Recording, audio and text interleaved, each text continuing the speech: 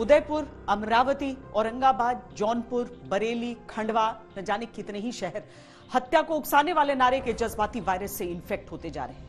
देश में एक माहौल बनाया जा रहा है, नफरती उन्माद को सही ठहराया जा रहा है। ये सिलसिला कब थमेगा? उदयपुर में सर तन से जुदा की घटना काफी थी देश में सबको नफरत से सावधान होने की।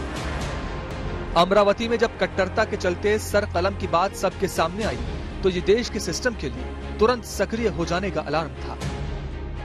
सर तन से जुदा की सोच के साथ हत्याओं का सिलसिला लेकिन थमा नहीं। कर्नाटक में इसके बाद एक और सर कलम हुआ।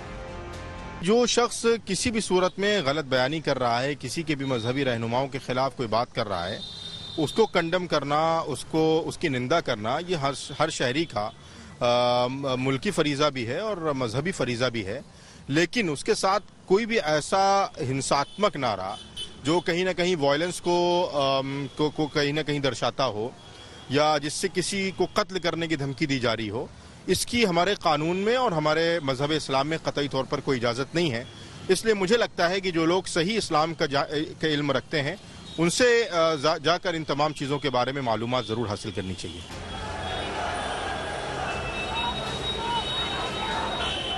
हैदराबाद अब सुलग रहा है।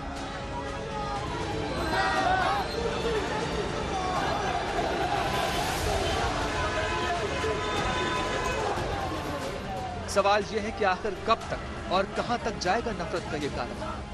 सर तन से जुदा होने वाली लिस्ट में और कितने ऐसे सर जुड़ेंगे जो तन से जुदा हो चुके हैं? देश के सिस्टम के सामने ऐसी मजबूरी क्या है कि वो तेजी से फैल रहे नफरत के एजेंडे का नेक्सस तोड़ नहीं पा रहा? सारा कुछ एक सुनियोजित ढंग से हो रहा है और इसको जो है कहीं से भी आप लोकतांत्रिक नहीं कह सकते, मानवीय नहीं कह सकते और नैतिकता और धर्म के आधार पर भी ये अनुचित है पूरी तरह से।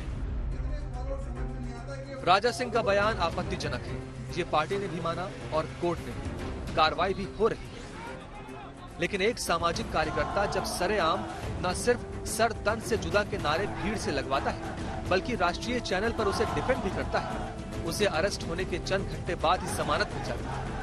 नफरत के ऐसे कार्यकर्ताओं के खिलाफ सिस्टम की सक्रियता कब होगी? भड़काऊ नारेबाजी, पत्थरबाजी, आगजनी करने वालों को सियासी संरक्षण पर रोक कब लगेगी? क्या देश का सियासी सिस्टम कोई ऐसा मजबूत सिस्टम बना पाएगा जो धार्मिक भावनाओं को भड़काने वाले नेताओं को निशाने पर ले सकेगा? बीते दिनों सरकार की जांच एजेंसियों ने कई ऐसे लोगों को गिरफ्तार किया जो पाकिस्तान की शह पर देश का माहौल खराब करने के लिए लगातार सक्रिय हैं। ऐसे कई मजहबी संगठनों का कच्चा चिट्ठा खोला जो मजहबी इमदाद के नाम पर चंदा इकट्ठा करके आतंकियों तक मदद पहुंचाते हैं।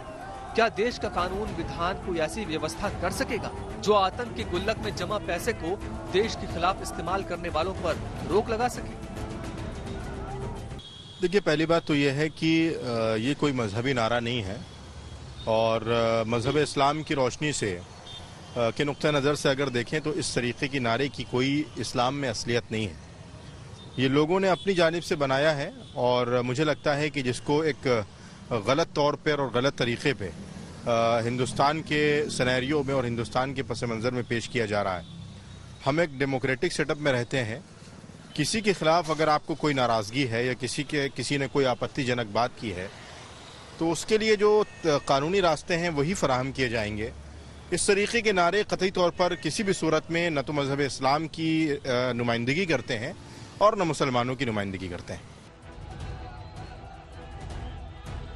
गिरफ्तारियां हो रही हैं, जांच चल रही है, बयान और कोशिशों को दिखाया जा रहा है कि देश का माहौल बिगाड़ने वालों के खिलाफ कार्रवाई की जा रही है। लेकिन नफरती नारे का बढ़ता दायरा ये संकेत देता है कि कोशिशें कम पड़ रही हैं और साजिशें भारी।